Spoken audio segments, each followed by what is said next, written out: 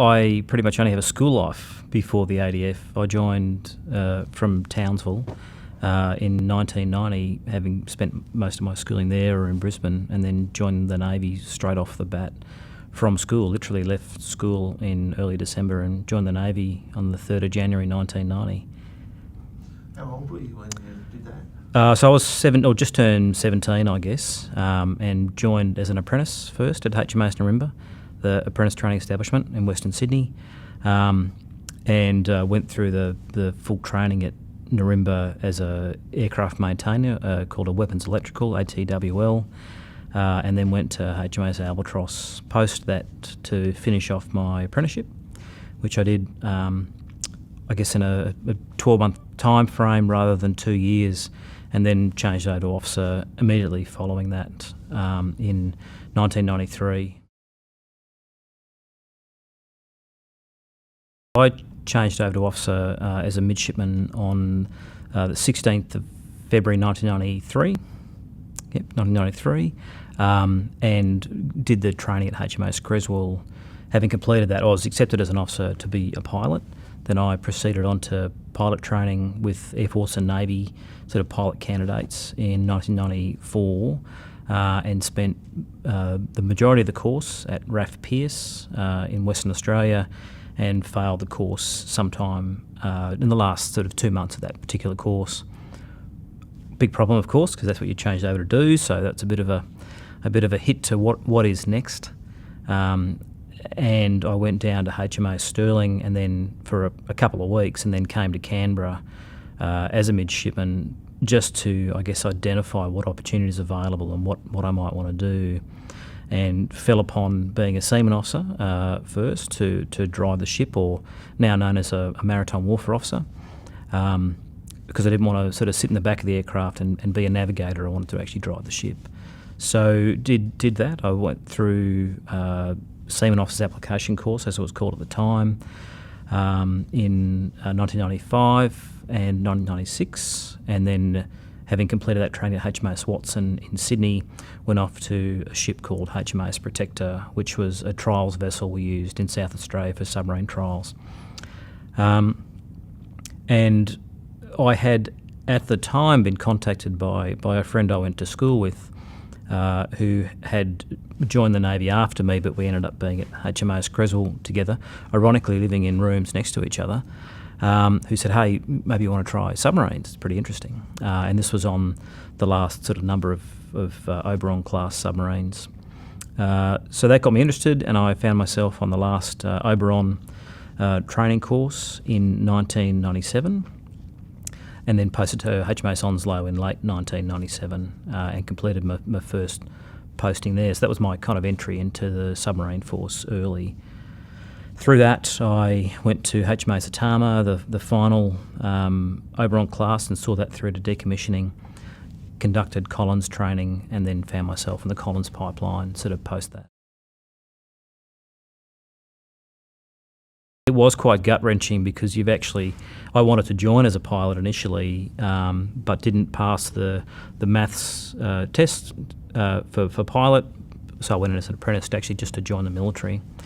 So yeah, it's a bit of a hit to your personal ego, but you know, it was a course at which I was sort of only just making the grade the whole way along, basically.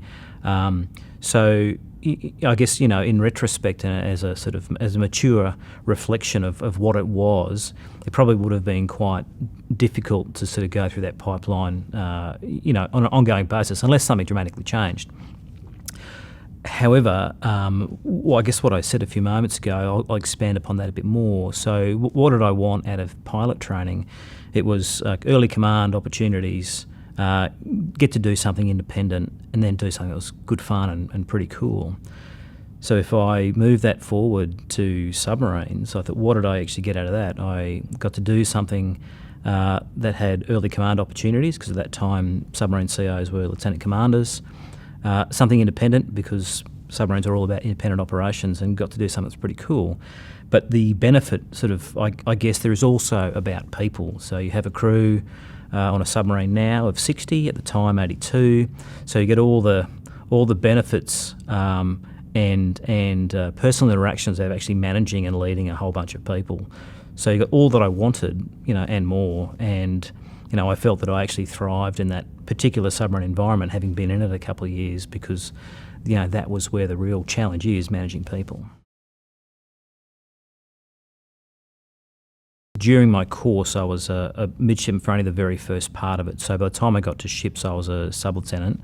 But I went to Protector and got my ticket, so my bridge watchkeeping certificate on HMAS Protector, which was kind of a handy thing because it was a shorter ticket than going to a frigate, but it also was the avenue by which I could get myself on the last Oberon submarine course, which I felt was important, rather than going on a Collins course, so you could actually understand what the previous submarines were and what they did, because it was a very manual environment on an Oberon class submarine, as opposed to Collins, which actually had a bunch of sort of push-button valves. Same process ultimately, but I guess I felt that I wanted to do the original class of submarine that I was on, then Collins afterwards. To put it succinctly, I'd turned up on race day and started the course, basically.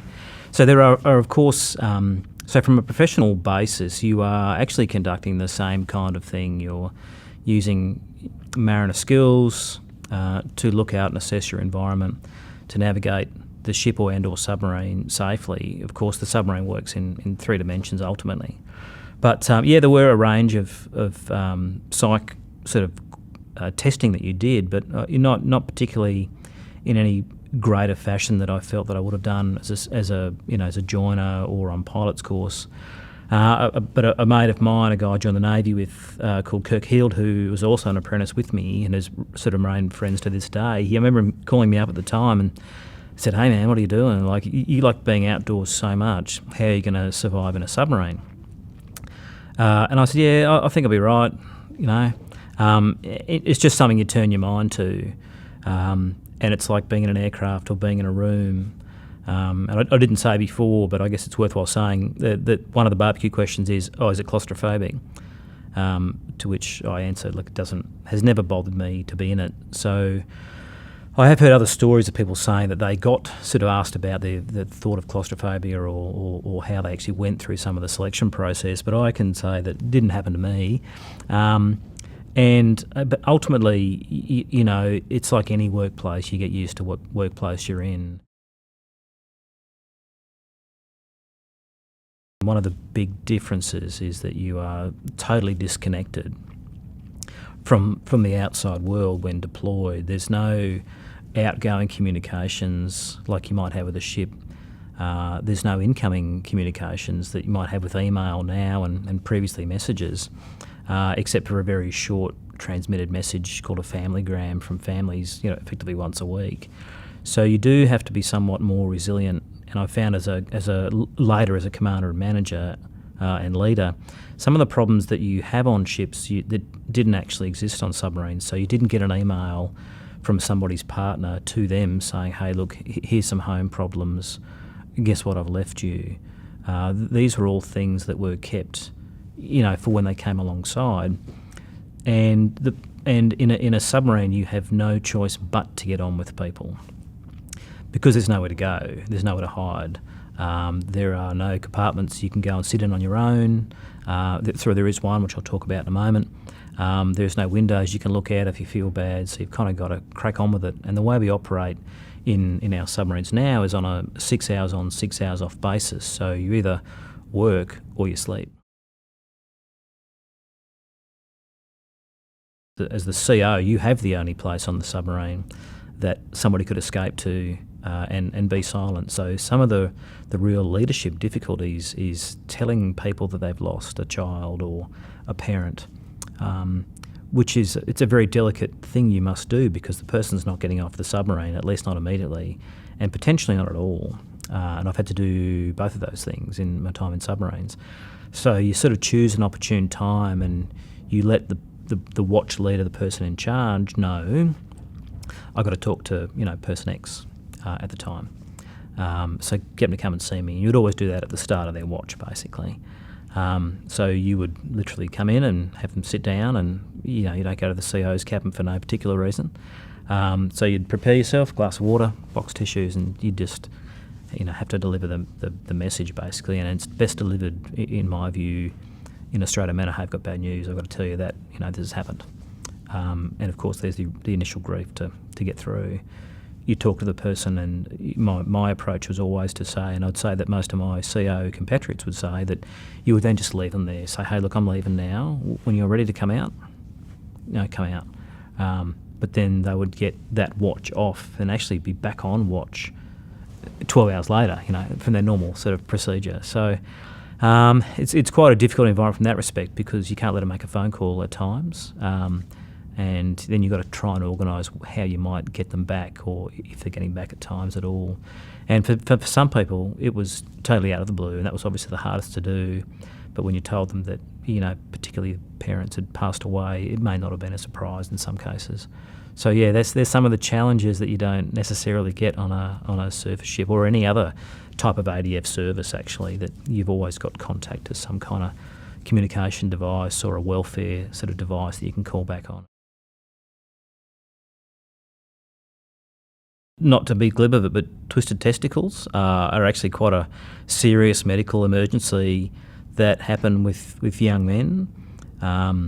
There is a problem with people with effectively an impacted hair at the base of their spine is a big one, or indeed just an infection on your skin. So if someone pops a pimple and they've not cleaned it, you can actually get a very significant infection start very quickly.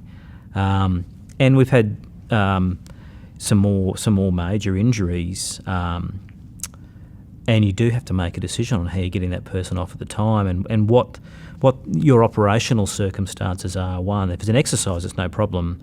You surface and go back to port and you get them off. If you are departing, let's say, from Australia to Hawaii, it's a 21-day transit from Sydney to Hawaii, and if you're halfway, then you've got to call, as the CO, you've got to call back to submarine operations here and try and organise people to get off.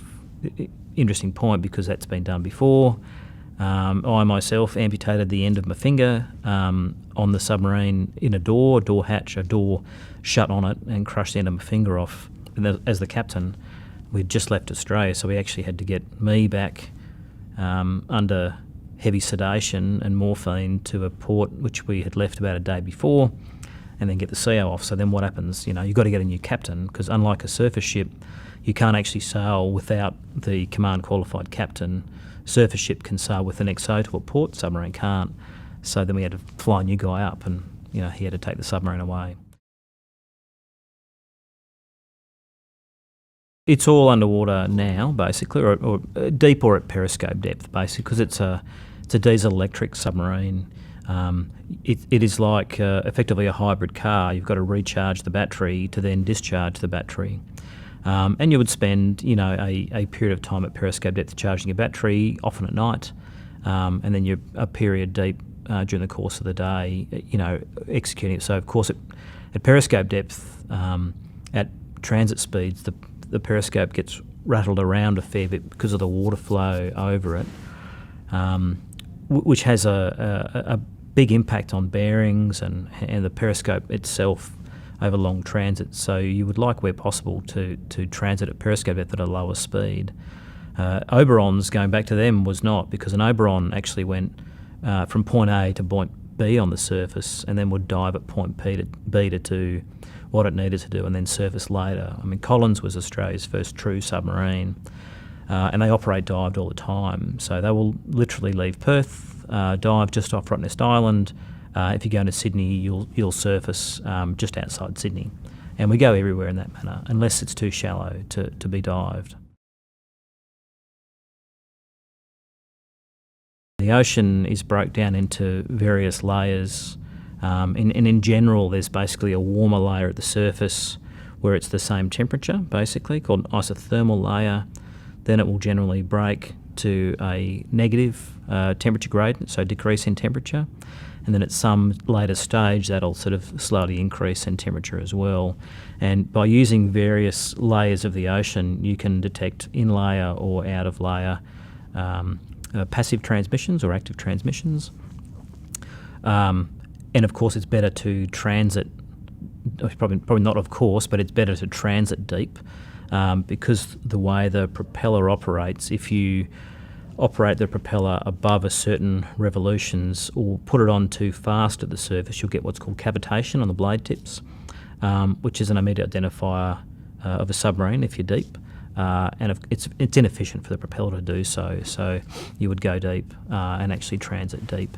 And often you could do that in hot water because it's cooler down below. You can actually cool the submarine down by, in an Oberon, you would open the main ballast tank vent valves and water would actually flow through the tanks. And important to note, I guess, to my earlier point, that an Oberon was a cylinder, a steel cylinder that had tanks on the outside of it, basically, which allowed you to dive and service the ballast tanks. There were also some oil and fuel tanks there as well. But a Collins is a steel cylinder that has all the ballast tanks internal to it.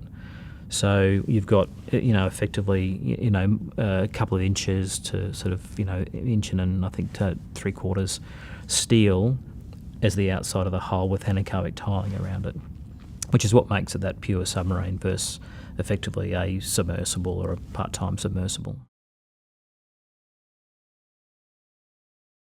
In the current environment, the electromagnetic environment, as in that is what is above the waterline and can be detected by overhead sensors, radars, other non-traditional sensors, is probably the most dangerous environment. Acoustically, from the surface of the ocean to the floor of the ocean, there are so many factors that actually go into being detected or not, and how you can evade that it is still very difficult to detect a submarine underwater.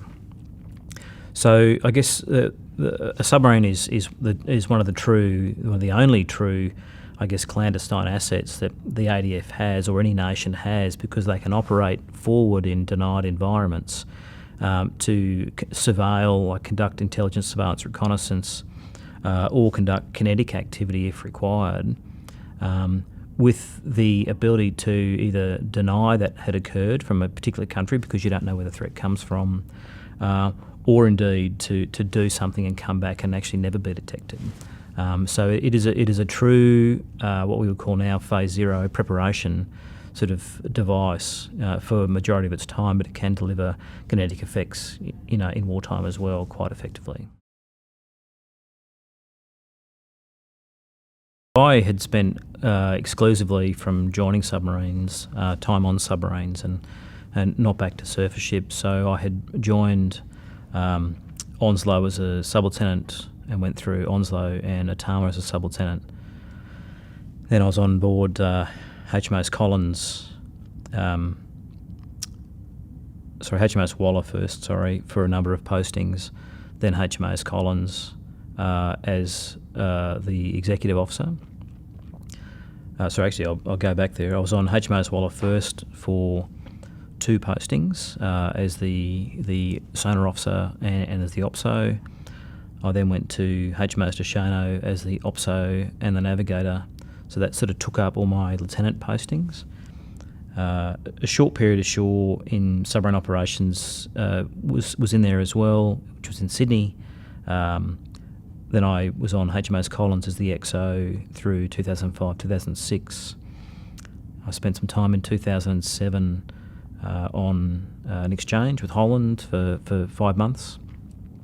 Then came back and was on board HMAS Rankin, effectively as the XO again, and then conducted Perisher, or the Netherlands Submarine Command Course, in 2008.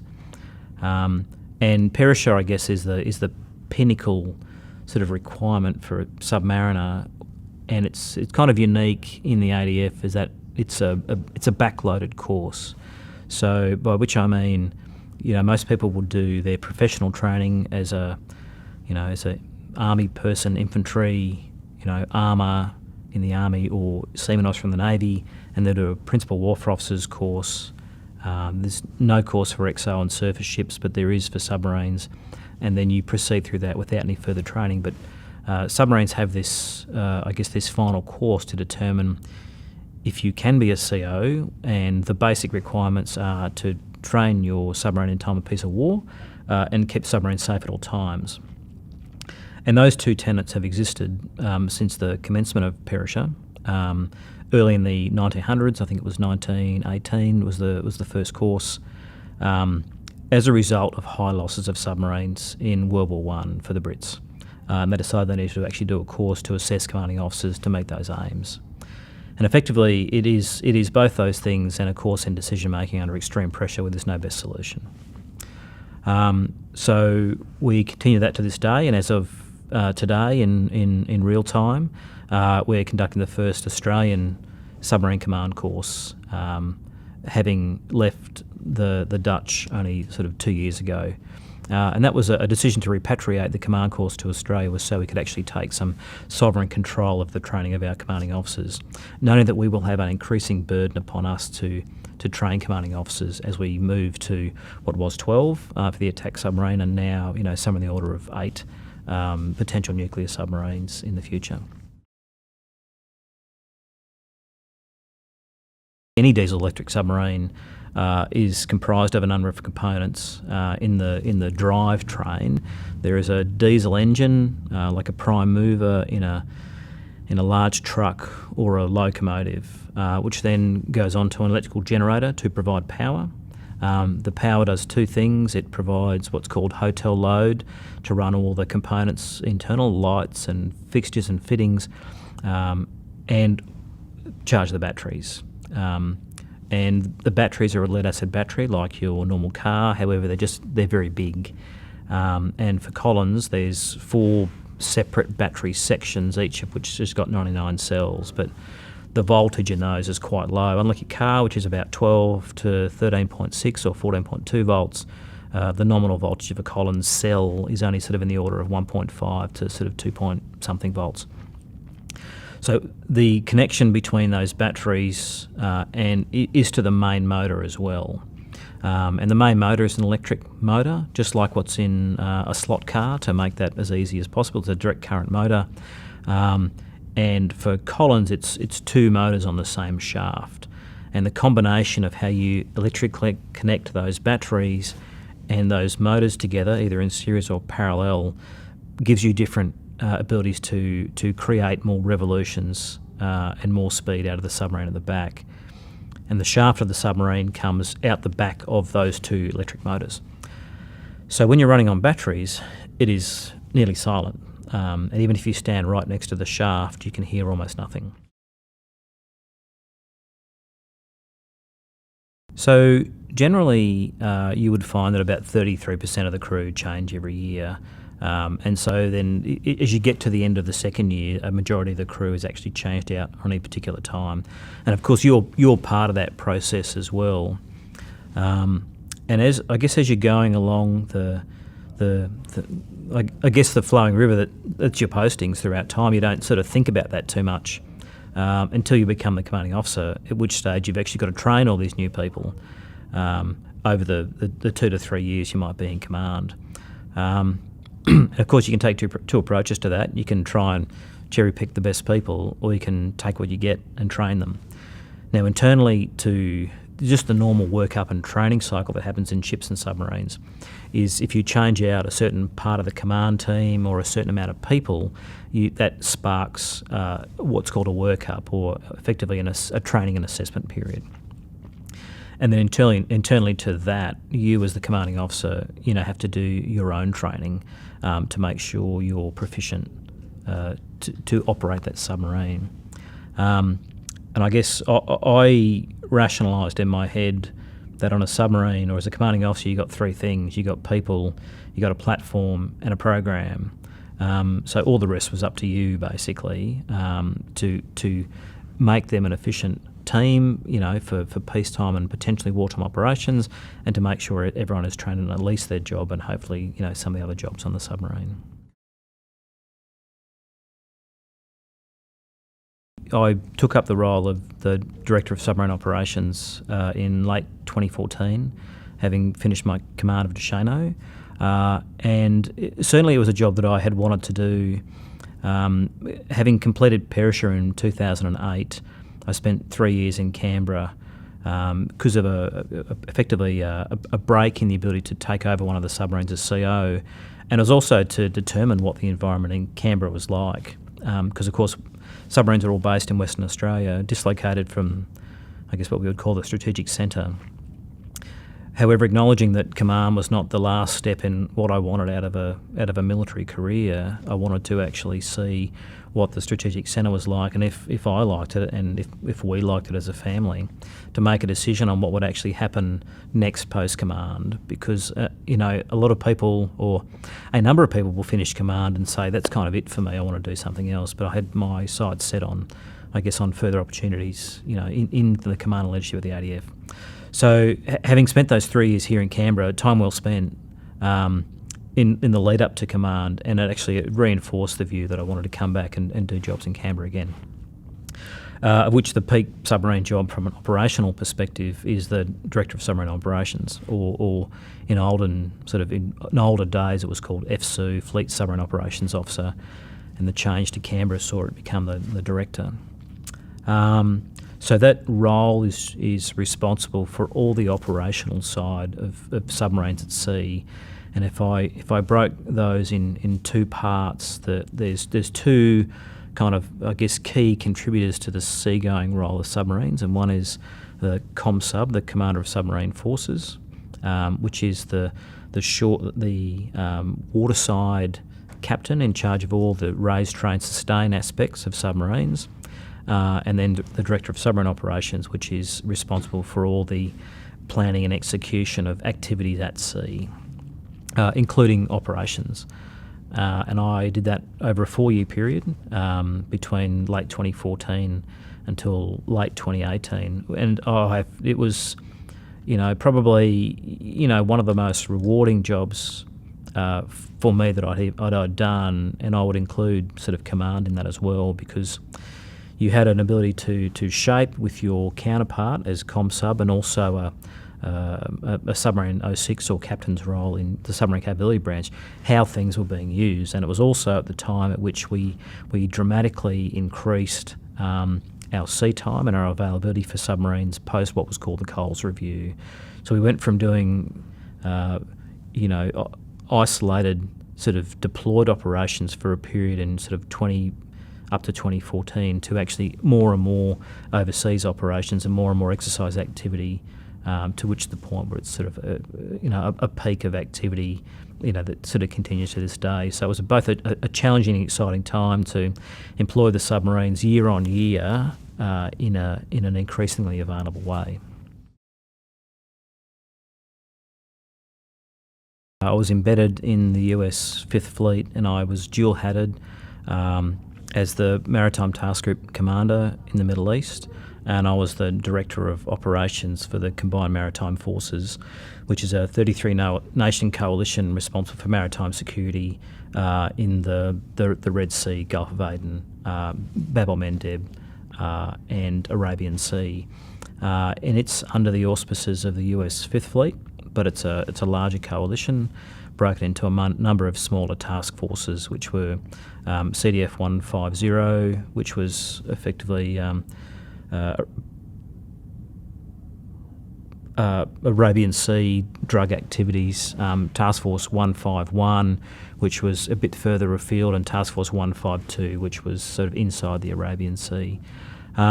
So that came about quite unexpectedly. Actually, I had thought I was going to a different role, and was asked, or offered the opportunity, I suppose, to go to the Middle East as a 12-month sort of operational posting, sort of deployed sort of away from family to do that activity. And that was not something that was on my radar ever, to go to the Middle East. Mostly had been surface people who had been posted there and people who had experience on ships, although there had been one submariner in the role before.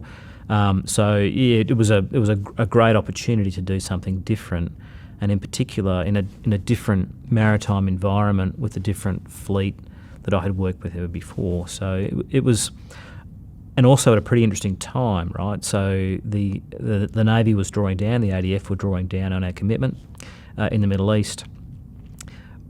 And secondary to that, in the start of that period was when Iranians or a state-based actor started commencing attacks on surface shipping. So there were a number of surface ships that were attacked and partially blown up by mines in the period. So from a security environment perspective, it was a pretty interesting, exciting time to be there as well. It's the interesting component as CMF, or the Combined Maritime Forces. You were, I guess, within Fifth Fleet, but also kind of a separate part to it. And as an Australian Navy member, as a member of the Five Eyes, we also had a secondary role with the US Fifth Fleet, I guess, on that. And I guess I'll come to that to a moment.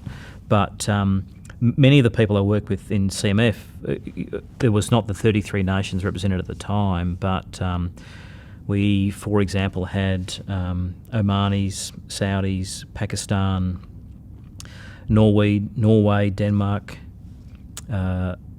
Singapore, Canada, the UAE, and I guess the French and Brits, all in a very small office. So it actually was an amazing cultural indoctrination into everyone's sort of lifestyle, and in particular, it was based in Bahrain. In particular, being placed in an Arab country that I had never had any experience with, it was an amazing introduction to Islamic culture, Arabic culture, food, and an entire lifestyle. So it was a deployed opportunity that was quite amazing for me personally. And quite a growth experience in relation to, I guess, your circle of people that you know, and circle of people that you have to sort of maybe modify your behaviour as a leader and commander to actually understand their point of view. And to that end, many meetings in Arabic cultures, everybody gets the opportunity to speak, and you will do a normal meeting but then go around and make sure everybody has their say at the end of it, which is a great way to be, right? Because a lot of people who may be quiet in a meeting, may speak up if given the opportunity.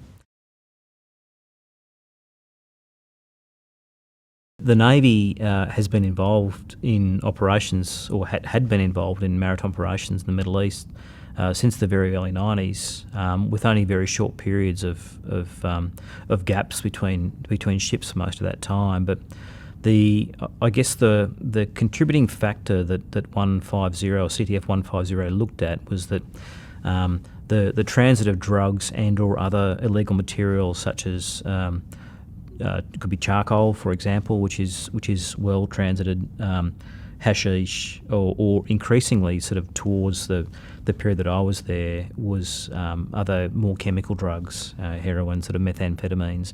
But all those things can support the growth of terrorism as well, or to underpin the financing for terrorism. So the idea was that if you disrupt and destroy those drugs, you're actually taking away a method of funding for terrorism. And to that end, the Navy ships that we would send mostly an FFG, a frigate, or a FFH, like an Anzac class, would interdict ships or dhows running generally from the Iranian coast down to Africa, and they would either have nothing on board, or they would have a couple of tons of drugs on board.